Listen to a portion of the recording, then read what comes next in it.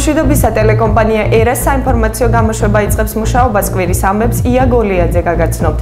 დარჩით ჩვენთან ერთად და გაიგეთ რა იყო მნიშვნელოვანი და აქტუალური. ჩვენი კორესპონდენტები კვირის განმავლობაში მოვლენების ეპიცენტრში იმყოფებოდნენ. რა გახდა 30 წლის მამაკაცის გარდაცვალების მიზეზი ხელვაჩაურის რაიონში? დაზიანებული საავტომობილო გზები თუ სასწრაფო დახმარების დაგვიანება?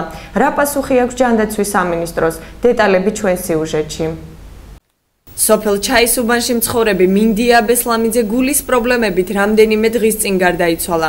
ოჯახის წევრები მომხდარში სასწრაფო დახმარებას ადანაშაულებენ და ამბობენ, რომ სამედიცინო ბრიგადა შემთხვევის ადგილას 1 საათის დაგვიანებით მივიდა. არც ერთი ცუდი სიტყვა არ ვუთხარით სასწრაფოს. პროსტა ვთხოვეთ.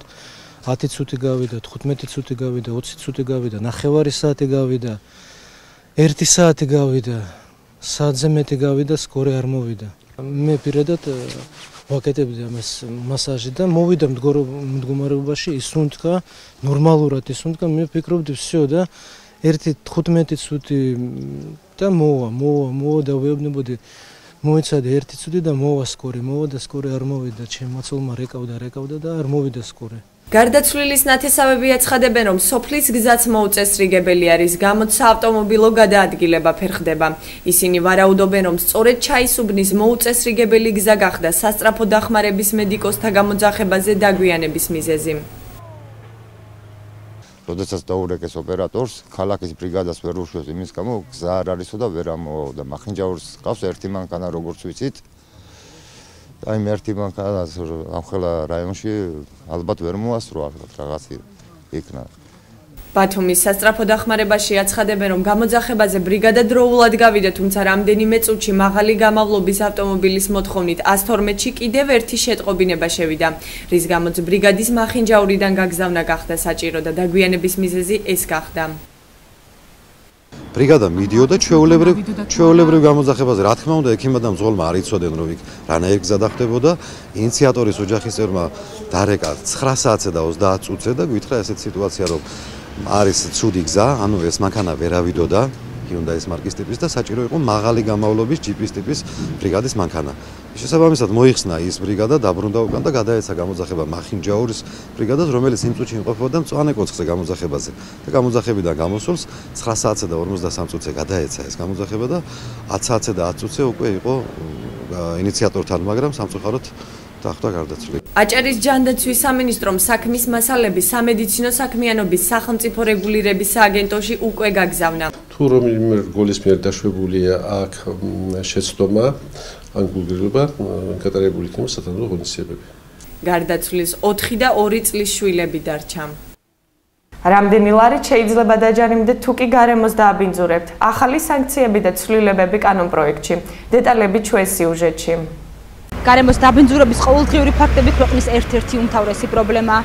სუფთა გარემოს ყველაზე დიდ საფრთხეს საყოფა ცხოვრება ნარჩენები უქმნის. მიუხედავად არაერთი კანონისა, პრობლემა კვლავ აქტუალურია. გარემოსა და ბუნებრივი რესურსების დაცვის სამინისტრომ საქართველოს პარლამენტის მიერ დადგენილი ახალი რეგულაციები წარმოადგინა.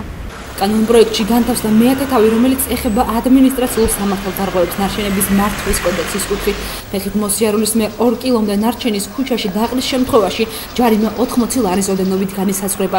შენობიდან გარემოს დაბინძურების ფაქტები 100 ლარიანი ჯარიმით, ხოლო ავტოსატრანსპორტო საშუალებებიდან 120 ლარით განისაზღვრება. გარემოსა და ბუნებრივი რესურსების დაცვის მინისტრის მოადგილის განცხადებით, აუცილებელია საზოგადოების ცნობიერების ამაღლება და მათი მონაწილეობა, რომ კანონი არ დაირღვეს. მოქმედი კანონმდებლობა, რომელიც ჯარიმებს ითვალისწინებდა ნარჩენების გარემოში გადაყრისთვის, ჩვენ მოვახდინეთ ამ სანქციების რევიზია და თვითონ კანონპროექტში განთავსდა მეათე თავი, რომელიც მთლიანად ეხება ადმინისტრაციულ სამართალდარღვევებს ნარჩენების მართვის კოდექსის კუთხით, სადაც დიფერენცირებულია ერთმანეთისგან თითოეული ქმედება, რომელიც გამოიწვევს გარემოს დაბინძურებას და თითოეული ქმედებისთვის ამ ქმედების მასშტაბიდან, ხარისხიდან გამომდინარე, მათ შორის დაბინძურების ხარისხიდან გამომდინარე და ნარჩენების ოდენობიდან გამომდინარე, პროექტით განსაზღვრულია ადეკვატური ჯარიმა. მაკონტროლებელი ფუნქციები და აღსრულების მექანიზმები ერთ-ერთი მთავარი საკვანძო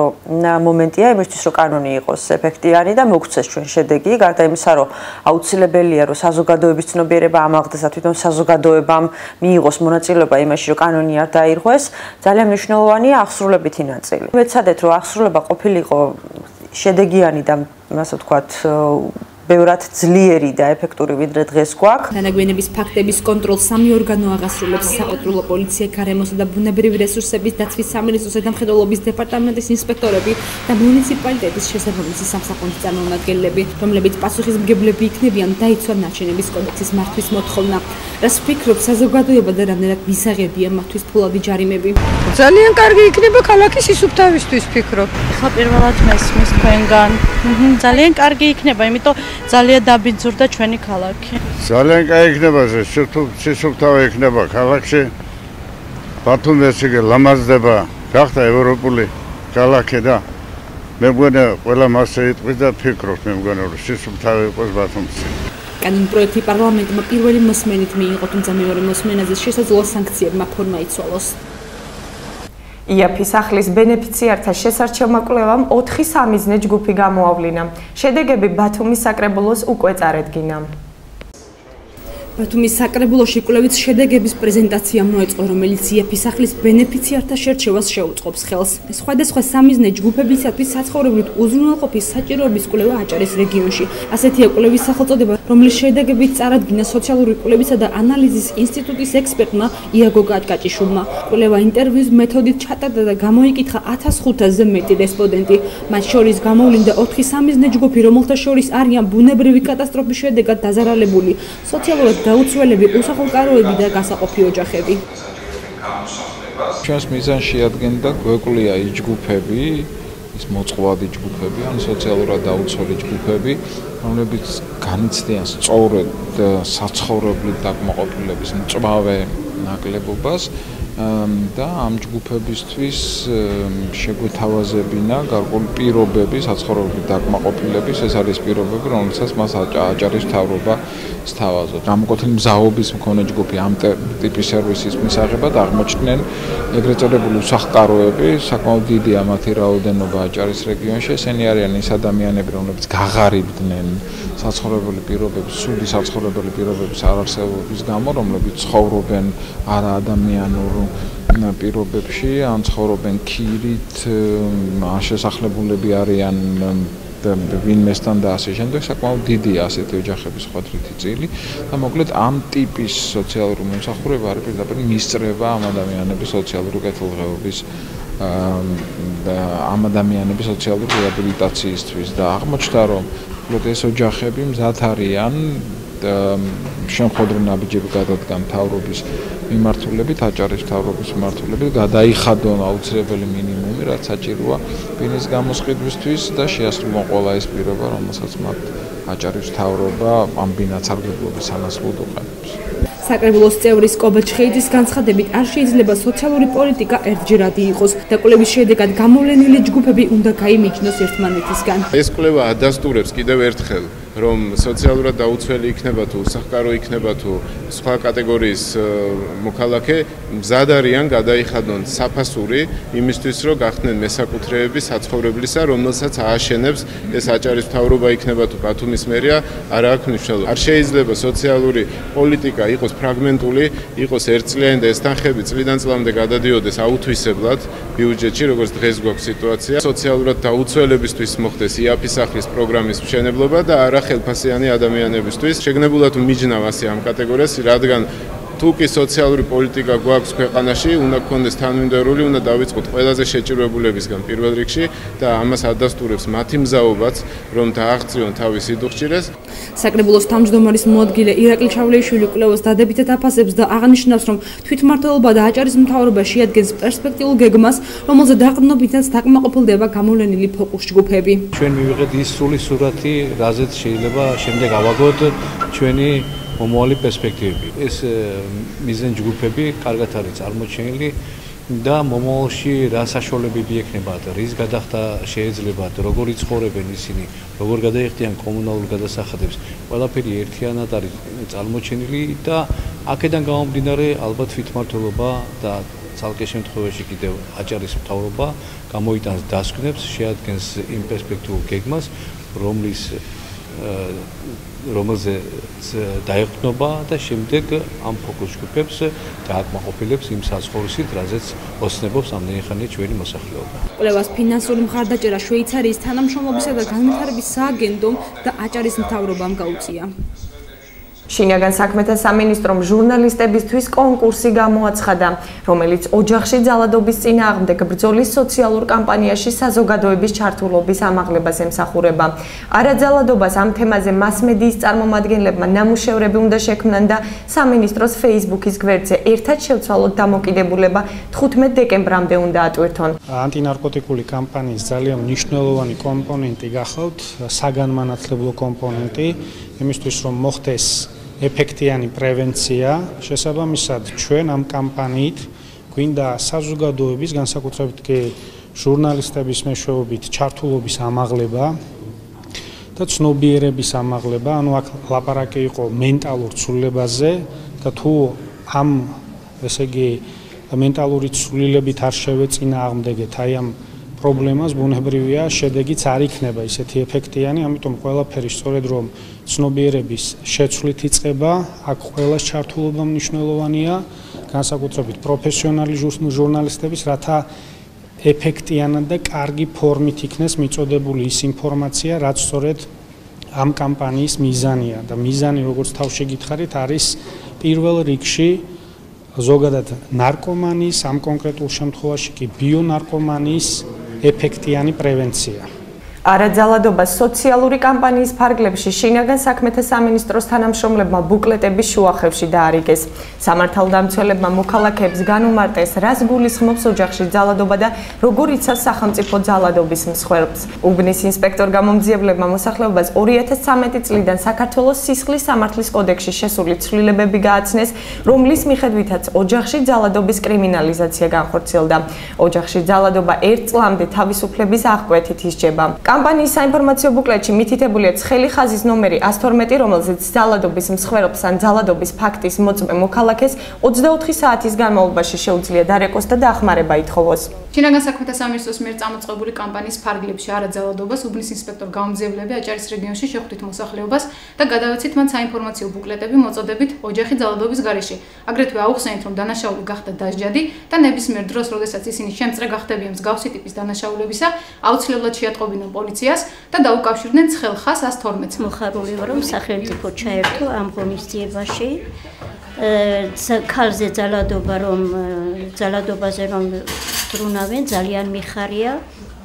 ჩემ სამეზობლოში, ჩემ ოჯახში ნამდვილად არ არის ასეთი რამე, მაგრამ სადაც გავიგონებ ან ტელევიზორით ან რაღაცით ძალიან მწვინს, რომ ასე ქალებზე ძალადობენ და მიხარია, რომ ასეთი რამე ჩვენი თავრობა განახორციელებს ამ ღონისძიებას. ტრენინგ ცენტრების შექმნის მოთხოვნით გამოვიდა არასამთავრობო ორგანიზაცია შეზღუდული შესაძლებლობების მქონე პირთა უფლებებისთვის. მოთხოვნა თაზო მჟავანაძემ შშმ პირთა მშობლებთან ერთად სპეციალურად გამართულ ბრიფინგზე გააჟღერა. მისი თქმით, ცენტრების გახსნა შეზღუდული შესაძლებლობების მქონე პირების მშობლებისთვის ფსიქოლოგიური ტრენინგების ჩატარების აუცილებლობითაა გამოწვეული. ბრიფინგზე კიდევ რამდენიმე პრობლემური საკითხი განიხილეს: საპენსიო პაკეტი და ჩაქვში მდებარე სარეაბილიტაციო ცენტრი, რომელიც ტრანსპორტირების სირთულეებს წარმოშობს. მეურვეები ხელისუფლებას არსებული პრობლემით დაინტერესებას თხოვენ. პრობლემები აწუხებს შშმ ბავშვების პატრონ-მშობლებს, ეს არის დაბალი საპენსიო პაკეტი, დაუსაქმებლობა ხშირ შემთხვევაში იმის გამო, რომ ბავშვი ყავთ და ვერ საქმდებიან. გარდა ამისა, მშობლებს სჭირდებათ დახმარება, მათ უნდათ გავიარონ კონსულტაციები ფსიქოლოგებთან, იმიტომ რომ ეს მათთვის მნიშვნელოვანია. განსაკუთრებით რთული პრობლემა დგას რაიონებში და ამ მხრივ ჩვენ სურვილი გვაქვს, რომ აი რაიონებში ფსიქოლოგიური ცენტრები მაინც გაიხსნას და ფსიქოლოგი მოემსახუროს მშობლებს ამ ნაკადს. ვარ შშმ პირის მშობელი, ვართ ოცნების ქალაქიდან, გვაწუხებს ეს ბავშვის პენსიას ვითხოვთ გაზრდას, რომელიც არ ყოფნის ამ შშმ პირს, ვართ გაუსაზრის მდგომარეობაში და ვითხოვთ ფართს, რომ შშმ პირის მშობლები ყველა სახელით, ვინც ოცნებაში ცხოვრობს და გაუსაზრის მდგომარეობაშია, დაგვაკმაყოფილოს საცხოვრებელი ფართით. 100 ლარი მაქვს პენსია, 100 ლარი აქვს ბავშვ პენსია, მაგრამ არანაირი კმაყოფილებას ვერ ხედავ 100 ლარში. ბავშვს საფენი სჭირდება, მედიკამენტი სჭირდება, ყველაფერი სჭირდება ბავშვს შეზღუდულ შესაძლებლობას, რაც შეეხება არ ყოფნის მისი 100 ლარი. და ყველა ვითხოვთ, რომ დაუმატოს ამ შეშმოპირს პენსია გაუზარდოს. იქ აღარ არის და აჭარაში მომდევნო 2 წლის განმავლობაში კიდევ 2 საწარმო აშენდება. სახელმწიფო პროგრამა აწარმოე საქართველოში მთავრობის ინიციატივით ხორციელდება და მიზანი ქვეყანაში მეწარმეობის განვითარება და მხარდაჭერა. აჭარის გარდა კიდევ 41 საწარმოს გახსნიან თბილისში, შიდა და ქვემო ქართლში, სამეგრელოში, კახეთში, იმერეთსა და გურიაში. პროექტის ჯამური ინვესტიცია 107 მილიონ დოლარამდეა. დასაქმდება 2240 ადამიანი. პროექტის ფარგლებში შეღავათიანი სესხი 24 მეწარმე მიიღო. ქონება სიმბოლურ ფასად 19 მეწარმეს გადაეცა. არჩილ ხაბაძე საკრუიზო ტურიზმის განვითარების ექსპერტ შეხვდა. ბრიტანული კომპანიის GP Wild International-ის წარმომადგენელი პიტერ უაილდი ბათუმში ტურიზმის დეპარტამენტის მოწვევით იმყოფებოდა. ექსპერტმა რეგიონში საკრუიზო ტურიზმის სფეროს არსებული მდგომარეობის შესწავლისა და ანალიზის შედეგად მისი განვითარების სტრატეგიული გეგმის შემუშავების გზები დასახა. კომპანია Wild International საკრუიზო ტურიზმში უდიდესი გამოცდილება გააჩნია. მას შემუშავებული აქვს ამ დარგის განვითარების სტრატეგიები ისეთი ქალაქებისთვის, როგორებიცაა მონაკო, ოდესა და კიდევ სხვა. შევხვდით Wild International-ის წარმომადგენლებს, ბატონ პიტერ უაილდს და მქონდა გასწრებითი ხასიათი, მათთან მოხდა ხელშეკრულების გაფორმება, რომელიც ითვალისწინებს რამდენიმე თვის განმავლობაში შესწავლას რეგიონის, ჩვენი ქვეყნის მთლიანად და მდებარე გეოგრაფიულად მეზობელი ქვეყნების, ზოგადად საკრუიზო ტურიზმს, ბიზნესს შავ ზღვაში და შესაბამისი რეკომენდაციების დადებას ითვალისწინებს, რაც სამომავლოდ ალბათ გასათვალისწინებელი იქნება. ჩვენ ვფიქრობთ, რომ ბათუმი არაჩვეულებრივი ადგილია, აქვს არაჩვეულებრივი პოტენციალი ტურისტებისა და საკრუიზო გემების მიღების. ჩვენ გვინდა, რომ ერთობლივი სამუშაოებით გავაფართოვოთ ეს სფერო და უფრო მეტი ტურისტი შემოვიყვანოთ აქ. აჭარის მთავრობის თავმჯდომარე არჩილ ხაბაძე ბათუმის უნივერსიტეტის სტუდენტებს შეხვდა. მომავალ ეკონომისტებთან შეხვედრა მთავრობის თავმჯდომარის ინიციატივით გაიმართა. არჩილ ხაბაძემ, როგორც ბათუმის სახელმწიფო უნივერსიტეტის კურსდამთავრებულმა, თავის გამოცდილებასა და პროფესიულ განვითარებაზე ისაუბრა და სტუდენტების წინადადებები და ინიციატივები მოისმინა. შეხვედრაზე ახალგაზრდებს საშუალება ჰქონდათ მათთვის საინტერესო შეკითხვებზე პასუხები მიეღოთ. მე მაქსიმალურად შევეცადე რომ შეგვესწავლა და სტუდენტებისგან წამოსულიყო ის პრობლემები თუ რაც არის დღეს უნივერსიტეტში, თუმცა სტუდენტებს პატარა პრობლემებიც აქვს ისეთი, რომელიც იმ გლობალურზე უფრო შეიძლება რიგ შემთხვევაში მნიშვნელოვანიც იყოს. ამიტომ ჩავინიშნეთ, ვიმუშავებთ, მე მინდა რომ ეს შეხვედრები იყოს პერმანენტული, არ იყოს ერთჯერადი. აუცილებლად შემდეგ მოსვლაზე რაღაც დიდი ნაწილი ამ საკითხებისა მოგვარებული უნდა იყოს და მე ანგარიშით უნდა მოვიდე უნივერსიტეტთან. ის რაც დღევანდელი ფორმატით შეხვედრა შედგა ჩვენ სტუდენტებთან, ეს აბსოლუტურად განსხვავებულია, იმიტომ რომ ერთის მხრივ ჩვენ სტუდენტებს საქმე ჰქონდათ ჩვენი უნივერსიტეტის წარმატებულ კურსდამთავრებულთან, მეორე კიდევ რეგიონის ხელმძღვანელთან და მათ დასმულ კითხვებზე პასუხი მე ვფიქრობ, რომ იყო ძალიან ამომწურავი, ძალიან იმედის მომცემი და ყველა ვინც ესწრებოდა იყო კმაყოფილი ამ პასუხებით. პასუხები იმ თვალთახედვით ვამბობ, რომ ჯერ ერთი რომ აქვს აჭარის მთავრობიდან ჩვენ უნივერსიტეტს მხარდაჭერა და ხელშეწყობა და მომავალშიც ექნება ბუნებრივია შესაძლებლობის ფარგლებში, რაც ჩვენი უნივერსიტეტისათვის სასიცოცხლოდ აუცილებელია. სპორტული ეკიპირება გადაიცათ აჭარელ მწვრთნელებსა და სპორტსმენებს. მაისური, შარვალი, საწვიმარი ქურთუკი, ბოტასები და ჩანთა. ამიერიდან ისინი სხვადასხვა შეჯიბრებებზე ერთიანი გამორჩეული ფორმებით იასპარეზებენ.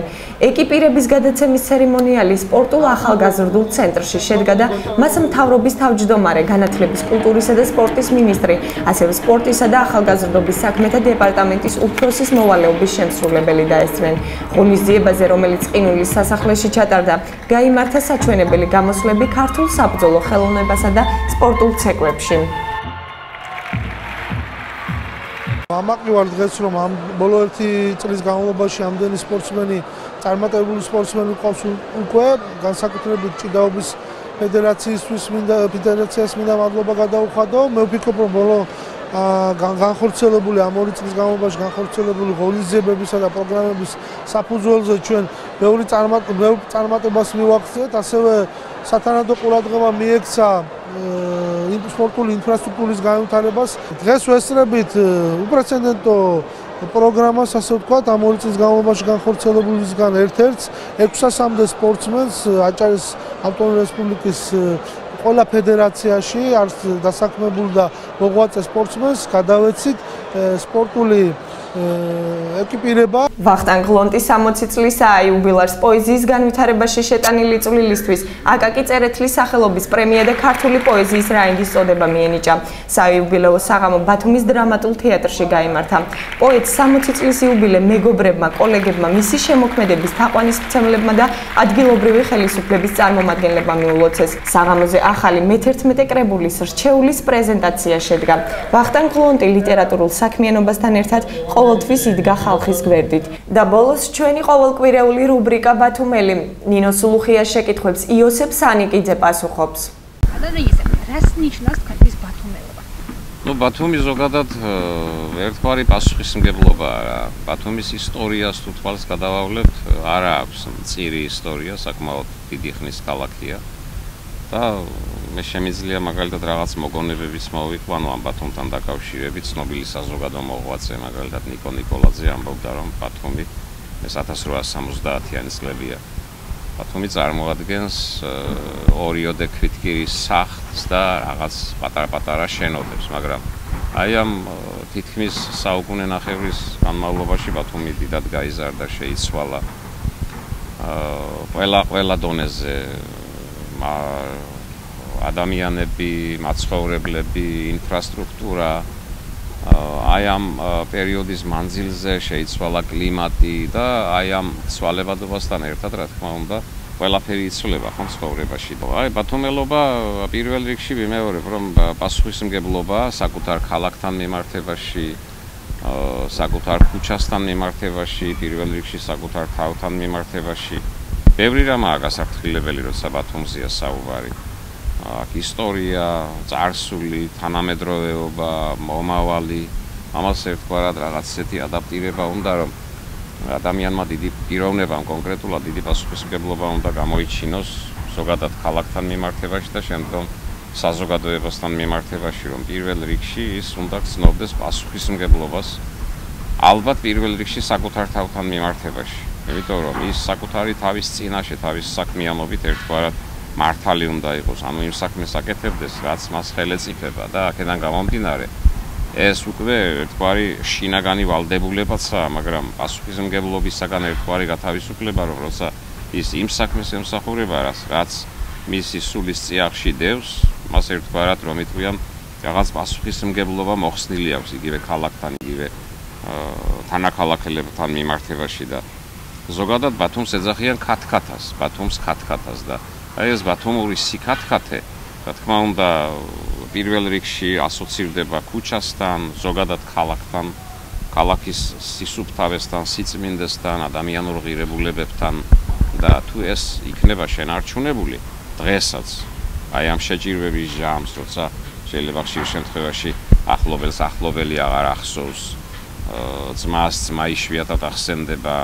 აკეთებს ამას ხანდახან ცხოვრება და ამ შემთხვევაში ძალიან დიდარი უნდა იყოს პიროვნება თავისი სულით, თავისი შეხედულებებით, ისტორიის ცოდნით თუნდაც, რომ აი ამ ყველაფერს ერთგვარად თავი გაართვას და ზოგადად იცოდეს და ახსოვდეს მას, რას ნიშნავს იყო ბათუმელი. ეხლა ბათუმელობა ზოგადად ბათუმი შეგვიძლია ვთქვათ, რომ ცოტა კი ბატონო გეოგრაფიული მდებარეობით წყინვალე ადგილას აქ შავი ზღვა ბათუმთან ასოცირდება, მე ისტორიულად ეს იყო წყინვალე საპორტო ქალაქი და არის დღესაც ეს იერი შენარჩუნებული აქვს და ამ ფუნქციასაც შესანიშნავად ასრულებს, მაგრამ ერთგვარი პროვინციალიზმის ნიშნები უნდა ვაღიაროთ, რომ დაკრავს რა და ეს შეინიშნება ადამიანურ ურთიერთობებში. ახლა დიდი ქალაქების მეგაპოლისები კი ბატონო ყველას თავისებური ხასიათი აქვს, რაღაც დამახასიათებელი თვისება. იგივე მაგალითად თბილისი ქალაქი, დედა თბილისი რომ ავიღოთ, იქ უფრო სხვა შეიძლება ითქვას ურთიერთობებია შედარებით დაბალანსებული, უფრო რაღაც მაღალ დონეზე გაწერილი და ერთგვარად მიმზიდველიც და საინტერესოც და აქ რაღაც პატარ-პატარა ვიმეორების პროვინციალიზმის ნიშნები ნამდვილად დაკრავს ბათუმს და აი ესეც ერთგვარად არის ცხოვრების სტილი როგორც ჩანს და აი რეალობის ამსახველი, იმიტომ რომ დრო უნდა გაიზრდება, კიდევ უფრო რომ ითქვიან გამრავალფეროვნება, რიცხობრივი თვალსაზრისითაც მოიმატებს და აი ეს დუღილის პროცესი რა თქმა უნდა გაგრძელდება და გამოთქმა ასეთი ხომ გენიოსები იბადებიან პროვინციაში და კვდებიან პარიზში. ასე უნდა გაიზარდოს ეს ბათუმიც რა შემოსული, შემოდინებული ვთქვათ მენტალობის, აზროვნების, წიგნიერების, კულტურის ხარჯზე კიდევ უფრო საინტერესო გახდება, კიდევ უფრო მნიშვნელოვანი, კიდევ უფრო მიმზიდველი. და ეს მე ამაში დარწმუნებული ვარ რა. ახლა თანამედროვე ბათუმი ძალიან ლამაზია, შეიცვალა ბოლო პერიოდში და ეს იერი, ეს მშვენიერება და ეს სილამაზე რამენაერად უნდა შენარჩუნდეს და პირიქით ბათუმელმა და ბათუმელებმა ამ ყველაფერს ხელი უნდა შეუწყოთ, რომ აი სიკათქათე შეინარჩუნოს ქუჩებმა, აი ეს ყველაფერი ეს სილამაზე და მშვენიერება ადამიანურ ურთიერთობებშიც უნდა აისახოს, იმიტომ რომ ასე უფრო ლამაზია ცხოვრება რა, როცა ლამაზია ირგვლივ ყველაფერი, მაშინ ლამაზია ადამიანური ურთიერთობებიც, მაშინ უფრო მეტად გიხარია ცხოვრება, უფრო მეტად გიყვარს და გინდა და გაგსურვილი რომ ხშირად ესტუმ რომ მოყვას მეგობარს ახლობელს და ასე მრავალფეროვნება და უფრო შინაარსიანი და საინტერესო ხდება ცხოვრება და აი ეს უნდა იყოს შენარჩუნებული რა. ჩემთვის ბათუმელობა პირველ რიგში ისევ და ისევ აი რაღაც პასუხისმგებლობასთან ასოცირდება. და ეს პასუხისმგებლობა ვიმეორებ აი ქუჩასთან, მეზობლებთან, ეზოსთან ურთიერთობაში მიდის. ნუ სხვა ხიბლი აქვს ახლა ბათუმის ქუჩებს მაინც ვთქვათ ერთ ადგილას აი ეს ტაქსისტებს რომ მეძახით აუვარება რიგია ტაქსების აი მეორე მხარეს ადამიანები სადღაც მიიჩქარიან რაღაც თავისებური სილამაზე აქვს ამას და ყველაზე მთავარია მაინც ისევ და ისევ ვიმეორებ რომ ეს ყველაფერი გადაიზარდოს და გადაზრდილი ადამიანურ ურთიერთობებში რომ რაც უფრო მეტი უბრალოება იქნება მით უკეთესი და საინტერესო ჩვენთვის ისევ. რას შეცვლით ბათუმში? რას ფიქრობთ რომ არის შესაძლებელი? ბათუმთან დაკავშირებით ახლა ცვლილებები, როცა არის ცვლილებები, აი ეს ცვალებადობა და ცვლილებები ბევრ რაღაც ისეთ შეიძლება პასუხისმგებლობასთან ისევ ასოცირდებოდეს რა. არის მაგალითად აი ბათუმი როცა მის ქალაქის სიძველეს უსვამთ ხას შეიძლება ისევ და ისევ რაღაც ის კოხტა პატარა რომ იტყვიან თვალხატულა ბათუმი ჩანს დღეს გაიზარდა უკვე რა გაიზარდა ბათუმის საზღვრები ქალაქის საზღვრები უფრო სივრცობრივი გახდა გაიზარდა ბულვარი გაიზარდა რა თქმა უნდა სახლები მაქვს მხედველობაში ინფრასტრუქტურა ზოგადად ძალიან საინტერესოა და მისაბაძი და ძალიან მნიშვნელოვანი. მაგრამ ერთგვარად ჩემ მაგალითად მე თვალს მჭრის და მეხამუშება ეს მაღლივი კორპუსები, მაგალითად 20, 22, 30 სართულიანი, ალბათ პერსპექტივაში 50 სართულიანი სახლებიც შეიძლება გამოჩნდეს. ეგება ვცდები რა, არც იმას გამოვრიცხავ რომ შეიძლება ჩვენს ცნობიერებაში ეს არ ზის, იმიტომ რომ ჩვენ როცა ჩვენი წარსულიდან მოვდივართ, ჩვენ წარსულს ასეთი მეგაპოლისები არ ახსოვს, მრავალსართულიანი კორპუსები და როცა ეს ერთბაშად შემოიჭრა ეს თანამედროვე ბათუმის სინამდვილეში, აქედან გამომდინარე ვერ ჯდება და ვერ ითავსებს ჩვენი ფსიქიკა, მაგრამ ეგება ახალგაზრდა თაობაში, ვინც მომავალია და ხვალინდელი დღე ვისაც ეკუთვნის, მათთვის შეიძლება ნორმალური და მისაღები იყოს, მაგრამ აი საინტერესო ცხოვრები ცხოვრობს ძალიან ბათუმი და ცვლილებები აი ეს ინფრასტრუქტურული თვალსაზრისით და რაც შეეხება ადამიანურ ურთიერთობებს და ზოგადად ადამიანთან მიმართებაში მე ვისურვებდი რომ ბათუმს უფრო მაინც ის ძველი, თბილი რაღაც ურთიერთობები რამენაერად შეენარჩუნებინა უფრო უფრო საინტერესო გამხდარი იყო, რა თქმა უნდა, არის საინტერესო ცხოვრება, მაგრამ უფრო მეტია ალბათ საჭირო იმისათვის, რომ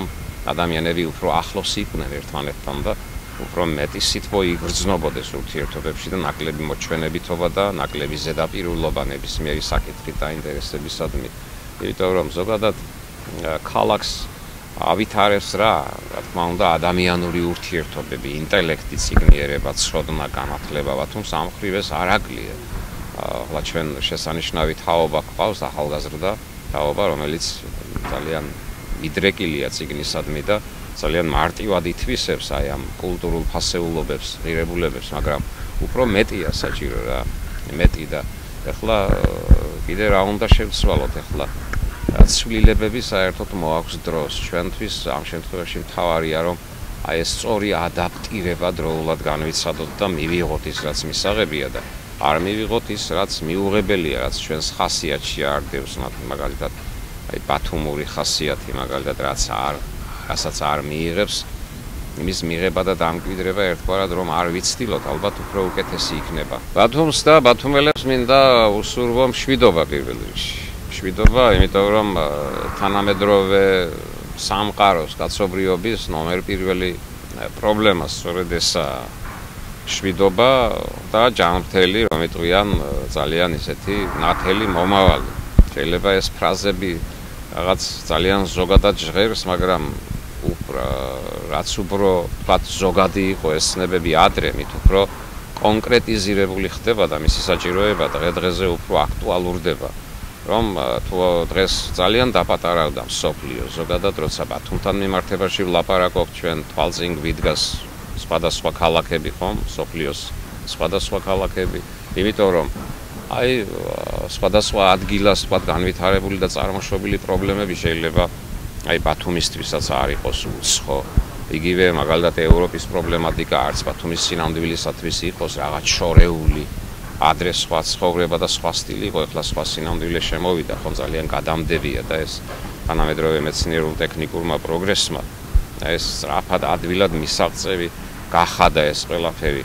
სხვისი ტკივილი ძალიან მალე უნდა გაითავისო, რომ შენს შეძლო შემდგომ აი ამ ტკივილებს რომ რაღაცნაირად წინ გადააბიჯო და რაღაც უფრო მეტი წარმატებები მოიპოვა. ბათუმს უსურვოთ მშვიდობა ჯანმრთელი ცხოვრება, განვითარება, მეტი კულტურა, მეტი განათლება და ციგნიერება, უსურვოთ ჯანსაღი, ძალიან ისეთი ციგნიერი, ნორმალური თაობათა ცვლა, ბევრი რამის განმაპირობებელია და ამ შემთხვევაში ხვალინდელი დღევანდელს ყოველთვის უნდა ჯობდეს და მე დარწმუნებული ვარ, რომ ეს ასეც იქნება. მინდა უსურვო ბათუმს ძალიან მშვიდი და ნათელი დღეები, ხშირი წვიმები იცის ბათუმში, უფრო მეტი მზიანი დღეები მინდა უსურვო ბათუმს. მეტი სითბო და სილამაზე, უფრო თქვათ ძალიან საინტერესო კორპუსები, სასახლეები, რომ ადამიანები უფრო ბედნიერები, ლაღები და თავისუფლები იყვნენ. ეს იყო კვირის ამბები ია გოლიაძესთან ერთად. მე მომავალ კვირამდე გემშვიდობებით, ნახვამდის.